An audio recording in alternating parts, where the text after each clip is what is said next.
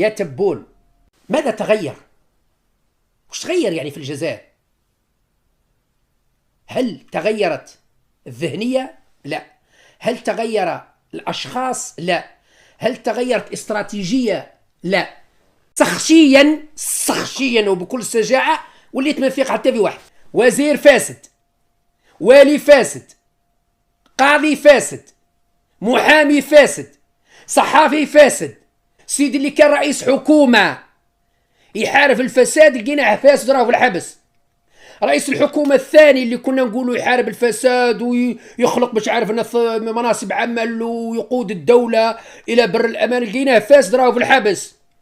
رئيس الحكومة الثالث اللي يقود الجزائر إلى بر الأمان ومرحلة انتقالية ودولة القانون ودولة راه في الحبس. وزير العدل اللي كان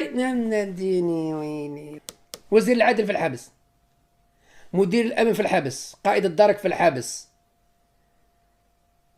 قادة نواحي في الحبس، مدراء مركزيين في وزارة الدفاع في الحبس، مدير اللي كان شاد لنا الصناعات العسكرية المرسيدس والصناعات العسكرية والكلاشينكوف والدنيا وكذا في الحبس.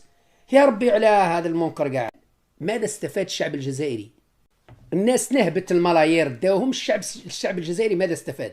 ماهوش شبعان وماهوش مكسي وحفيان، لا صبابط لا سراول لا لحم كونجلي. الشعب الجزائري مش لاقي وش ياكل، الشعب الجزائري مش لاقي وش يلبس. الصباط حرمتوهم، الصباط يا طحان يا رخيص وانت جزء من العصابة. وتقولي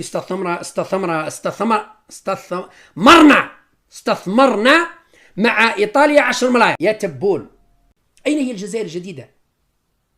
اين هي الجزائر الجديدة؟ رمضان الجاي ناس يخرجوا لكم عرايا سبربوحي بلقلوقي ما كان والو، لا ماكل لا شراب لا صبابط لا سراوله ولا. بعد كيقول لك استثمار وعلاقات الجزائر الايطاليه وكذا.